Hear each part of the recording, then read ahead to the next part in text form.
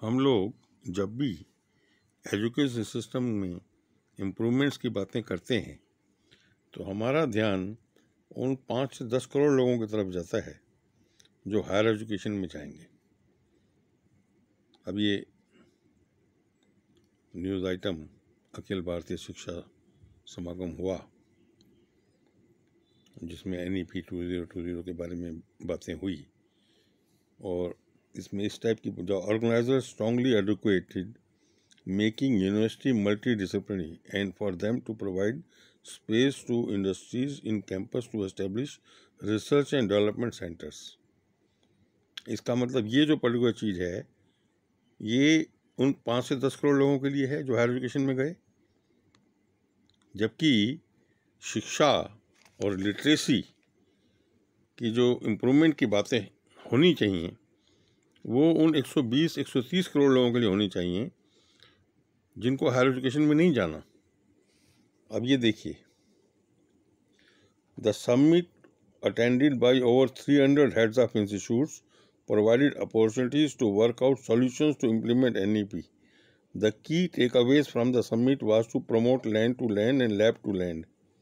यहाँ कहीं भी ये हिंट नहीं दिया जा रहा है कि 120 करोड़ लोग जो बच्चे जो कि फार्म वर्कर्स के तौर पे हमें चाहिए, जो हमें सफाई वाला के तौर पे हमें चाहिए, जो हमें सब्जी वाला के तौर पे चाहिए, जो हमें कूली, हमें वेटर्स, हमें गार्ड्स, हमें सिक्योरिटी असिस्टेंट्स, हमें जो है आर्म फोर्सेस के सिपाही, और जो है हमें जो ढाबा वाला, जो हमें पान वाला है, जो प्रेस वाला है, जो ड्राइवर्स हैं, जो डोमेस्टिक मेड्स हैं, तो पेट्रोल पंप अटेंडेंट्स हैं।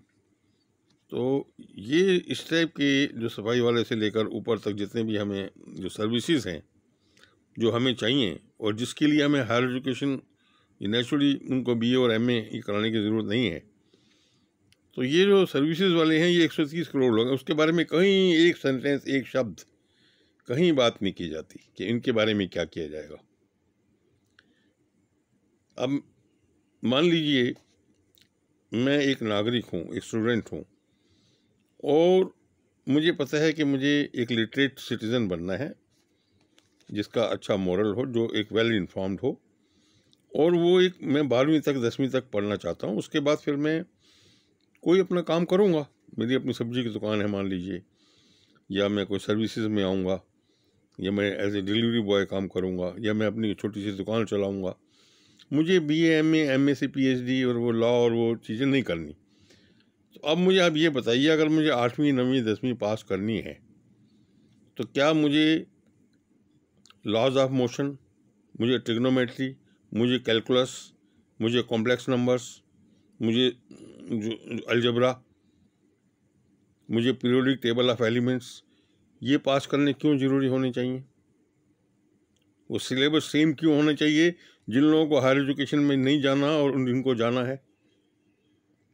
अगर मुझे सिंपल एक लिटरेट बनना है और बाद में सर्विसेज सेक्टर संभालने हैं तो मुझे क्यों ना आप ऑप्शन दे दें, 6ठी क्लास ऑनवर्ड्स जो हायर एजुकेशन वाले स्ट्रीम में जाना चाहें, उसको ट्राई करना चाहें, वो अपने मेन स्ट्रीम में रहें, उनके लिए ये सब चीज़ें चलेंगी।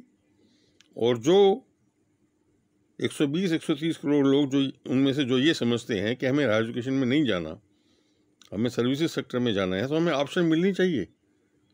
तो हम 6ठी से ही जो है ऑप्शनल स्ट्रीम में जाएंगे। एक सिंपल होगा वो, उसमें हमें basic arithmetic, basic Hindi, basic English, basic से लोकल लैंग्वेज, ये चीज़ें पढ़ाई जाएंगी। बेसिक जो human body, basic disease, vitamins, तो जो भी एसेंशियल चीज़ हमें एक अच्छा नागरिक बनने के लिए चाहिए, मोरल वैल्यू, स्टोरीज, योगा है, उसमें म्यूज़िक है, डांस है, एक्टिंग है, गेम्स हैं, इंडोर एंड आउटडोर गेम्स, तो वो उस टाइप का ये चीज़ें कराई जाएंगी और बच्चे उनमें से एक अच्छे नागरिक 120-130 करोड़ लोग जो हैं जो सर्विसेज सेक्टर को संभालेंगे, हायर एजुकेशन में नहीं जाएंगे, बैंकिंग में उनको CA नहीं बनना, उनको LLB नहीं बनना, और सर्विसेज सेक्टर संभालने हैं। वो सब्जी वाला बनेगा, वो आपका सफाई वाले का काम देखेगा, वो आपका जो है वो वेटर्स का काम देखेगा, आपके कोरियर बॉयज़ बनेगा, आपके सिक्योरिटी गार्ड्स बनेंगे, आपके पेट्रोल पंप अटेंडेंट बनेंगे, आपके लिए पान की दुकान है, आपके लिए जो है वो वेटर्स हैं, आपके लिए ढाबे वालाज हैं, आपके ड्राइवर्स हैं, आपके पोर्टर्स हैं, कूलीज हैं,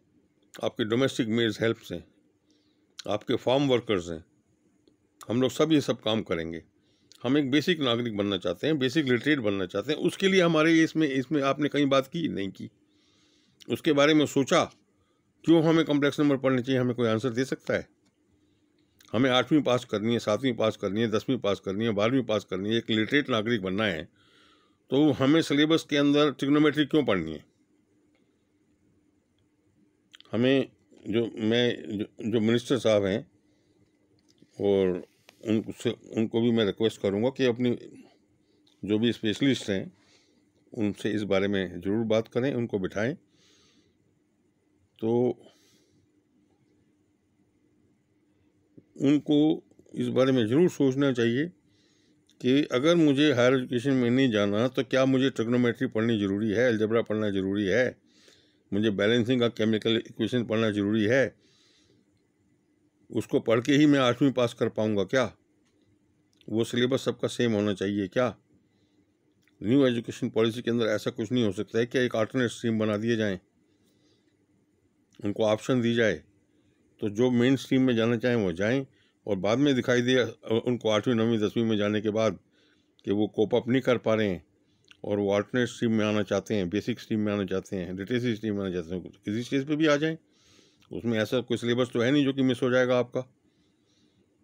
आपको तो बेसिक नागरिक बनना है, उसमें आपको बेसिक कैलकुलेशन सिखानी है, अकाउंट खोलना सिखाना है, बेसिक उसको आपको how are you sir, thank you sir, basic English सिखानी है, बेसिक इंग्लिश पढ़नी आनी चाहिए, लिखनी आनी चाहिए, बेसिक लोकल लैंग्वेज आनी चाहिए, म्यूज़िक, सिंगिंग, डांस। सो ये सब चीज़ें सोचने की ज़रूरत है। तो आई close my video with a question to the ministers, honorable ministers, honorable prime minister sir also, and Minister Dharmendra Pradhan, who is the education minister, Dharmendra Pradhan ji, इस बारे में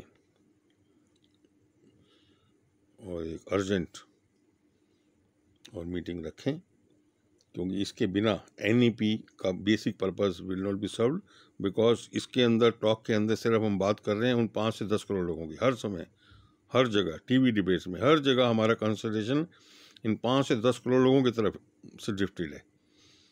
वो 120-130 करोड़ लोग जो हायर एजुकेशन में नहीं जाएंगे, उनके बारे में कहीं कुछ भी कहीं नहीं किया जा रहा। उनके लिए कैसा होना चाहिए सिस्टम, तो इस बारे में बहुत ज़रूरत है। मेरा email ID है skjainial@yahoo.co.in, और मैंने जो है और बच्चों को कैसे पढ़ना चाहिए जिससे कि स्ट्रेसेस ना हो, जो मेन स्ट्रीम में बच्चे जाएंगे, उसके ऊपर कुछ एक ऐसी छोटी सी बुकलेट भी बनाई है, how to study and prepare for examination without fear and stress. तो जो लोग मेन स्ट्रीम में बच्चे जाएंगे उनके लिए हमें कुछ चीज़ें करने की ज़रूरत है, उनके लिए भी, जिससे कि वो स्ट्रेसेस में ना रहें। उनके लिए एजुकेशन सिस्टम बहुत टफ है, डिफ़िकल्ट है, उनको सब चीज़ें कवर अप ये कराई जाती हैं। तो जो बच्चे टॉपर्स भी होते हैं वो भी अंडर स्ट्रेस रहते हैं, तो उनको स्कूल में और कॉलेजेस में सब्जेक्ट मैटर पढ़ाया जाता है, लेकिन पढ़ना कैसे चाहिए वो किसी स्टेज पे इस टाइप का कोई उनको करिकुलम में सिस्टम में नहीं है। तो मैंने एक बुकलेट डाली, आप उसको गूगल सर्च करके इस टाइटल को डालेंगे तो वो आ जाएगी। इसमें टाइम टेबल बना के कैसे अप टू शेड्यूल बना के और बनाया जाता है। मेरा email ID भी उसमें है, फ़ोन नंबर्स भी हैं, skjainial@yahoo.co.in। I repeat, skjainial@yahoo.co.in।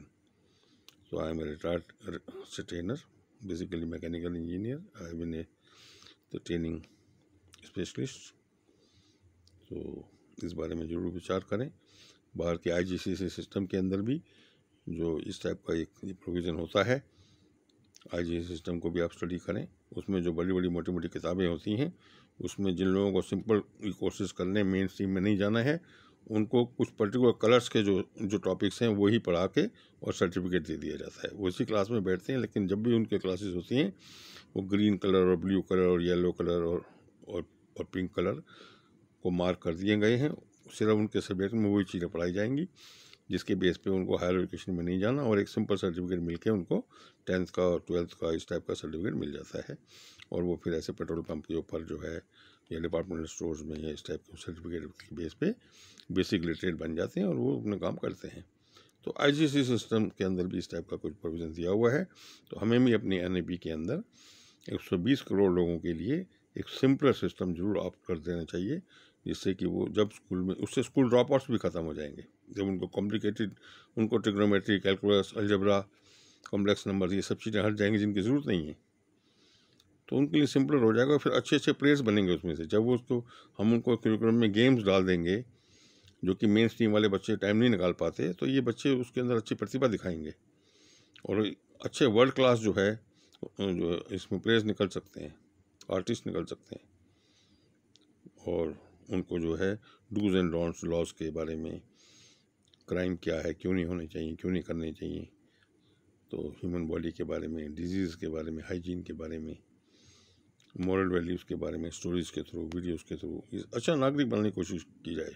Main stream के बच्चों को ये सब चीज़ें अनफॉर्चुनेटली नहीं कराई जा सकती, क्योंकि उनके पास इतना समय नहीं होता है कि उनको ये सारी चीज़ें कवर अप कराई जाए, इसलिए वो इन चीज़ों में, कई चीज़ों में डिप्लॉयड रह जाते हैं।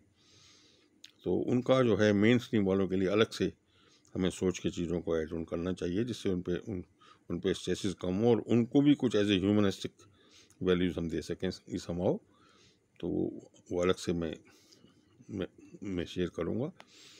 The authorities may like to keep people like me on their panel, और विज्ञान भवन वगैरह में जब भी कभी मीटिंग्स हों, सो रिटायर्ड एक्सपर्ट्स